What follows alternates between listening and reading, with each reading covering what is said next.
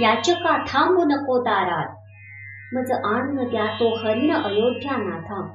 या सीतेच्या हट्टासाठी श्रीराम धनुष्यबाण घेऊन त्या मृगाचा मागोवा घेत धावले.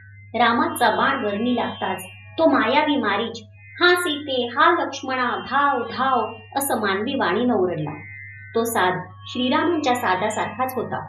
त्यामुळं इकडं पर्णशाळेमध्ये सीतेच्या शरीराला कापरं भरलं.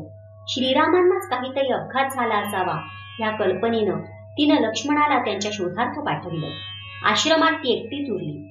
ती संधी साधून यतिवेश धारण केलेला रावण पुढे झाला आणि थोड्याच वेळात त्यानं आपला खरा हेतू प्रकट केला.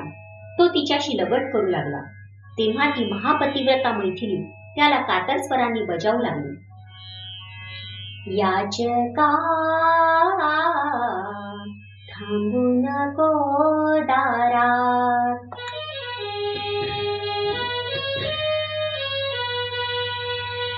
याचका थांबू नको दारात.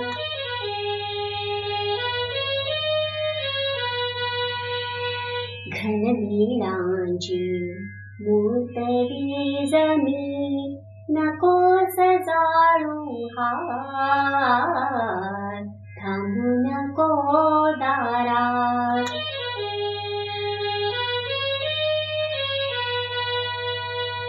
कामव्यथेची सुराप्राशुनी, नको सजिंगू वृथा अंगणी.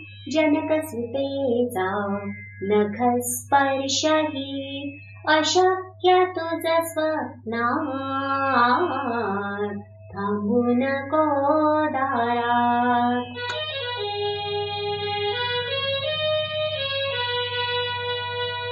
कुठे क्षुद्र तो, कोठे रघुवर, कोठे ओहळ, कोठे सागर.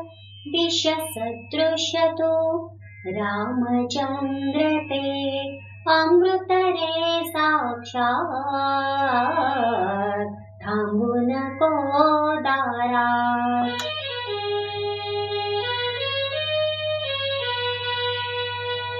धावा धावा नाथ रघुवर, गजशुंडाये कमलकळीवर.